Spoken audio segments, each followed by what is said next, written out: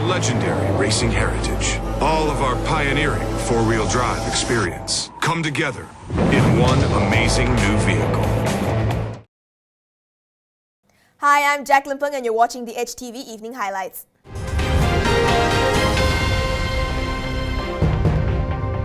Khazanah Nasional says 2015 was a giant roller coaster ride. The State Investment Fund's adjusted net worth was down 1.6%, while unaudited pre-tax profits sank 63%. Khazanah MD Tan Sri Azman Mokhtar says the fund's realizable asset value was actually up by 3.2% last year. But with the ringgit weakening during the year, its adjusted net worth, which is the realizable asset value minus total liabilities, fell 1.6%.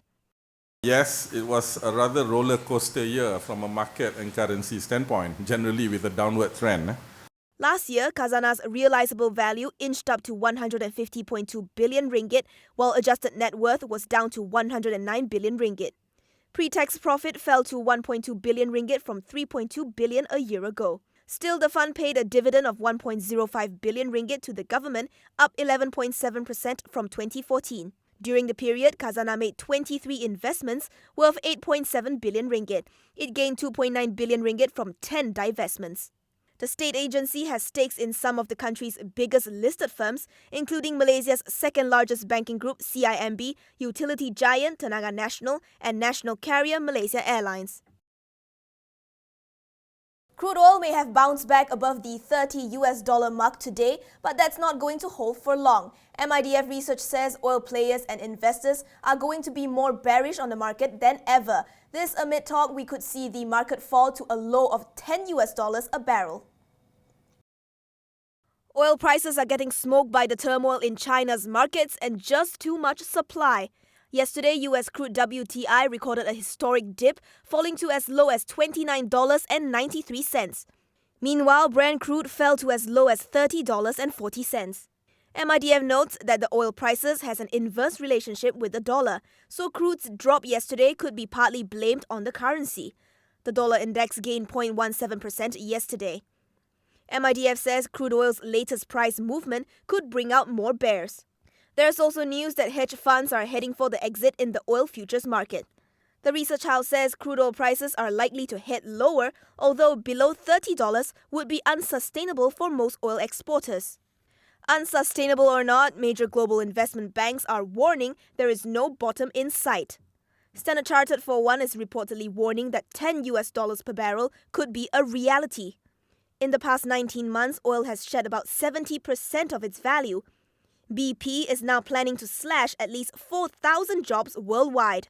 In Malaysia, the sector is reportedly looking to shed at least 2,700 employees.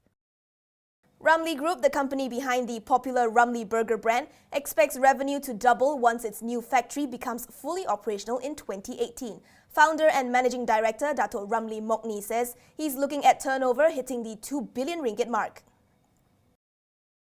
Ramly's existing facility is already running at full capacity, so it can't increase output until the new plant is up and running.